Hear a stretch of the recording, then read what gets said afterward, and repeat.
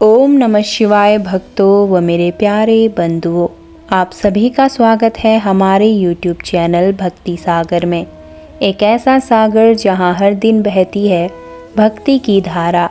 आज हम आपके लिए लाए हैं शनिदेव की ऐसी चमत्कारी और अद्भुत कथा जिसे सुनने और सुनाने मात्र से जीवन से सारे संकट, दरिद्रता और रोग मिट जाते हैं।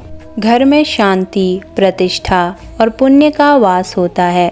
अगर आपने अब तक हमारे चैनल भक्ति सागर को सब्सक्राइब नहीं किया है तो अभी कर लें, क्योंकि यहाँ हर दिन मिलती है आपको ऐसी ही दिव्य और दुर्लभ कथाएं जो आपके जीवन को बदल सकती है।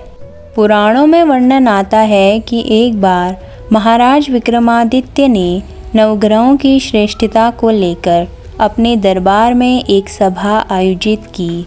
वे अत्यंत ज्ञानी और न्यायप्रिय राजा थे।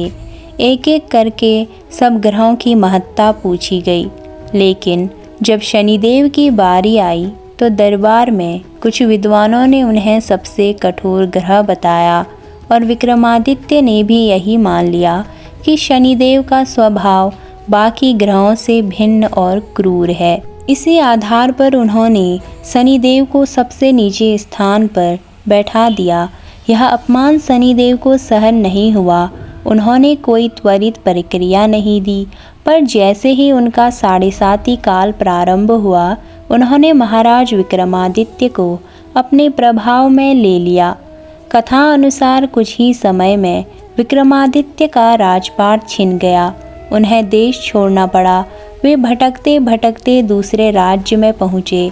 भूख प्यास से व्याकुल होकर उन्होंने एक तेली की दुकान पर काम करना स्वीकार किया। वहाँ वे तेल पीसने का कार्य करने लगे। एक दिन वह नगर में उत्सव था। राजा की पुत्री नगर में घूम रही थी और शनिदेव की लीला ऐसी कि विक्रमादित्य का चेहरा देखकर राजकुमारी उन पर मोहित हो गई और उसी से विवाह करने की जिद कर बैठी। राजा को विवश होकर अपनी पुत्री का विवाह उसी तेली से करना पड़ा, जो वास्तव में विक्रमादित्य थे। विवाह के कुछ दिन बाद शनिदेव ने उनके 7.5 काल का अंत किया और प्रकट होकर कहा, राजन, मैंने तुम्हारे अहंकार को दूर करने हेतु तुम्हारी परीक्षा ली। अब तुम्हारा सब कुछ लौटाया जा रहा है। विक्रमादित्य ने शनिदेव को नमस्कार किया और कहा, हे शनिदेव, आप वास्तव में न्याय के प्रतीक हैं। आपके दर्शन, आपकी कथा और आपकी भक्ति से बड़ा कोई धन नहीं। विक्रमादित्य दुख में बोले, हे प्रभु, मैंने कभी कल्पना नहीं की थी कि मेरा अहंकार मुझे इस स्थिति तक ले आएगा। शनिदेव प्रकट होकर बोले, राजन, मैं दंड नहीं सुधार लाता हूँ। जो भक्त मुझे सच्चे मन से पुकारे, मैं उसे कष्ट में नहीं डालता। विक्रमादित्य अपने दुख के चरम में आंखों से आंसू, फटे वस्त्रों में पीसते हुए तेल कह रहे थे, हे प्रभु, मैंने जीवन में कभी किसी से अन्याय नहीं किया, फिर आज यह दिन क्यों आया? मैं तो बस न्याय करने चला था, पर आज खुद न्याय के लिए दर दर भटक रहा हूँ। शनिदेव अदृश्य रूप से मुस्कुराए और बोले, राजन, तुमने मेरे स्वभाव को जाने बिना निर्णय दिया। अन्य ग्रहों की तरह मुझे भी सम्मान चाहिए, न कि तिरस्कार। विक्रमादित्य बोले, हे शनिदेव, मेरा अहंकार बोल रहा था।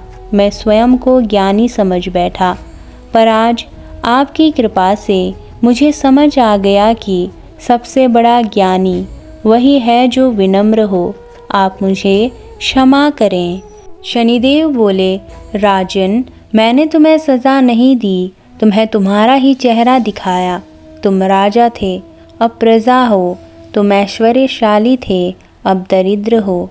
पर अब जब तुमने आत्मज्ञान प्राप्त कर लिया है तो मैं प्रसन्न हूँ।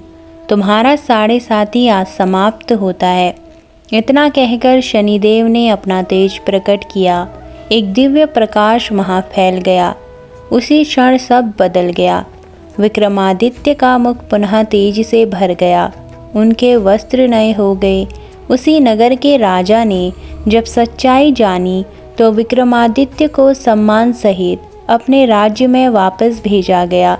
उनकी पत्नी, जो उस समय राजकुमारी थी, साथ चल पड़ी और फिर विक्रमादित्य पुनः अपने राज्य के सिंहासन पर विराजमान हुए। राजा ने राज्य के कोने कोने में शनिदेव का मंदिर बनवाया और हर शनिवार दीपक जलाकर उनकी पूजा की। वह आज भी कहते थे, जिसने शनिदेव की कृपा पाली उसका भाग्य बदलते देर नहीं लगती, पर जिसने उन्हें अपमानित किया उनका पतन निश्चित है। तो भक्तों, यह कोई काल्पनिक कथा नहीं है, यह अनुभव है उन राजाओं का, भक्तों का, जो शनिदेव की कृपा से जीवन में अंधकार से प्रकाश की ओर आए। जो भक्त इस कथा को शनिवार के दिन श्रद्धा से सुनता है, शनिदेव उसकी पीड़ा हर लेते हैं।